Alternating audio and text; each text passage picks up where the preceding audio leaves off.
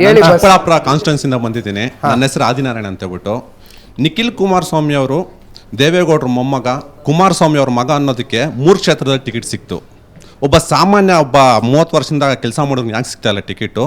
ಇನ್ನೊಂದು ಜನ ಮಾತಾಡ್ತಾ ಇದ್ದಾರೆ, ನಿಖಿಲ್ ಕುಮಾರಸ್ವಾಮಿ ಅವರು 3 ಸತಿ ಸೋತಿದ್ದಾರೆ, ಅವರು ರಾಜಕೀಯಕ್ಕೆ ಅನ್ಫಿಟ್ಟು. ನಿಖಿಲ್ ಕುಮಾರಸ್ವಾಮಿ ಅನ್ಫಿಟ್ಟು ರಾಜಕೀಯಕ್ಕೆ. ಅವರು ಹಣೆ ಬರದಲ್ಲಿ ಗೆಲುವು ಅನ್ನೋದಿಲ್ಲ, ಮುಂದಿನ ದಿನಗಳಲ್ಲಿ ಇರ್ಬೋದು, ಬಟ್ ಸದ್ಯಕ್ಕೆ ನಿಖಿಲ್ ಕುಮಾರಸ್ವಾಮಿ ಅನ್ಫಿಟ್ಟು. ನಿಮ್ಮ JDS ಒಂದು ಪಕ್ಷನ ಪ್ರಾದೇಶಿಕ ಪಕ್ಷ ಬೇರೆ ರಾಜ್ಯಗಳಲ್ಲಿ ಅಧಿಕಾರದಲ್ಲಿ ಬರ್ತಾ ಇದೆ, ಬೇರೆ ಪಕ್ಷಗಳೆಲ್ಲ ಪ್ರಾದೇಶಿಕ ಪಕ್ಷಗಳು. ಕರ್ನಾಟಕದಲ್ಲಿ BJPಗೆ ಅಡಮಾನ ಇಟ್ಬಿಟ್ರಿ ನಿಮ್ಮ ಪಕ್ಷನ. BJPಯ ನಾಯಕರ ನೀವು ಸೇವಕರಾಗ್ತಾ ಇದ್ರೆ ವಿನಃ ನಾಯಕರಾಗ್ತಾ ಇಲ್ಲ. ಇದು ಜನರು ಮಾಡ್ತಾ ತಗೊಂತಾರೆ ವಿಚಾರ. ಈಗ ಅವರ ಮಗ ಅನ್ನುವ ಕಾರಣಕ್ಕೆ 3 ಸಲ ಟಿಕೆಟ್ ಸಿಗುತ್ತೆ.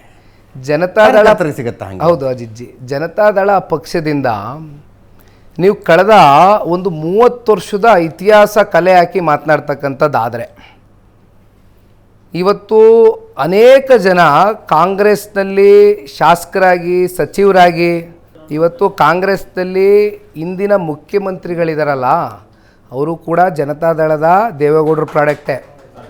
ಒಂದು ಸೆಕೆಂಡು ಭಾಳಷ್ಟು ಜನ ನೀವು ಹೇಳ್ತೀರಿ, ಈಗ BJP ಮತ್ತು ಕಾಂಗ್ರೆಸ್ನಲ್ಲಿ ಇರ್ತಕ್ಕಂಥ ಅನೇಕ ಜನ ನಾಯಕರಿಗೆ ಜನತಾದಳ ಪಕ್ಷ ಒಂದು ಪ್ಲ್ಯಾಟ್ಫಾರ್ಮ್ ಆಗಿತ್ತು, ರಾಜಕೀಯದ ಒಂದು ಪ್ಲ್ಯಾಟ್ಫಾರ್ಮ್ ಆಗಿ, ಒಂದು ವೇದಿಕೆಯಾಗಿ, ಒಂದು ಲಾಂಚ್ ಪ್ಯಾಡ್ ಆಗಿ ಯೂಸ್ ಮಾಡ್ಕೊಂಡು ಹೋದಂಥವ್ರು ಭಾಳ ಜನ ಮಂದಿ ಇದ್ದಾರೆ. ದೇವೇಗೌಡರು ಸಾಹೇಬರು ಒಂದು ನಿಮಿಷ ಅಣ್ಣ, ವೇದಿಕೆಗಳಲ್ಲಿ ಅವರು ಸಾಮಾಜಿಕವಾದಂಥ ನ್ಯಾಯ ಕೊಡಬೇಕು ಅಂತಕ್ಕಂಥದ್ದು ಅವರ ರಾಜಕೀಯದ ಬದ್ಧತೆ ನಾವು ನೋಡಿದ್ದೇವೆ.